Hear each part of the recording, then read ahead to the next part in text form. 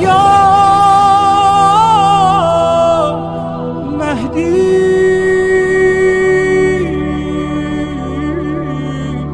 مددی.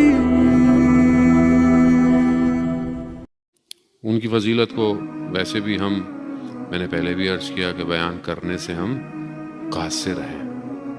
قرآن جہاں یہ فرما رہا ہو ارشاد کہ وما ادراک ما لیلۃ القدر، اور تم درک نہیں کر سکتے، تم پہچان نہیں سکتے، یا یوں کہیں تو زیادہ آسان ہوگا کہ جان لو کہ تم نہیں جان سکتے کہ فاطمہ کیا ہے،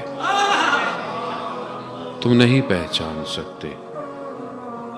اسی معرفت تک پہنچنا آسان نہیں ہے، لیکن بہرحال ہمیں تعلیم دی گئی کہ پہنچنے کی کوشش کرو، جتنی معرفت حاصل کر سکتے ہو کرو، جتنی وسعت ہوگی، جتنی تمہارے اندر ظرفیت پائی جائے گی، اتنا تم کمال پہ پہنچو گے. بہرحال ہم ان آیات کو تو ظاہر ویسے ہی سمجھ سکتے ہیں کہ جو بہرحال روایات ہمارے پاس ہیں. بہرحال یہ کہ شب جمعہ بھی ہے، شب دعا، شب مغفرت ہے، اور عالم ارواح سے روحیں جو ہیں وہ اپنوں کے گھروں میں توجہ کرتی ہیں کہ کوئی ان کو یاد کرنے والا ہے یا نہیں ہے.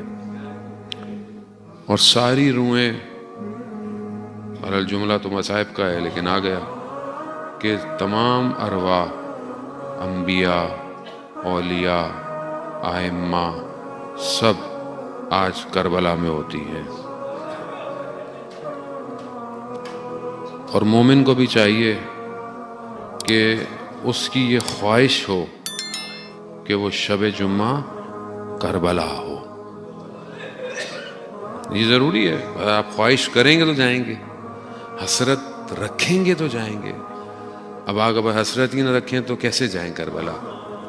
تو آپ اپنے وجود میں اس چیز کو رکھیں کہ کاش کوئی شب جمعہ خدا مجھے نصیب کر کہ وہ 6 گوشے والی زری کو میں بھی دیکھوں جا کے، اور جائیں. وہ اسی لیے کہا گیا ہے کہ شب جمعہ زیارت امام حسین ہے.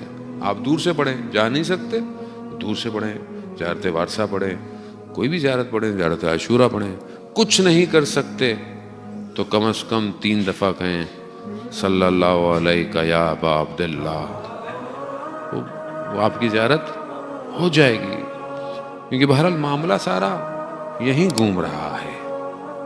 لگتا ہے دنیا بہت پھیلی ہوئی ہے، اصل دنیا یہیں سمٹ آئی جہاں پر سیدہ کی ساری کمائی پہنچی ہوئی تھی.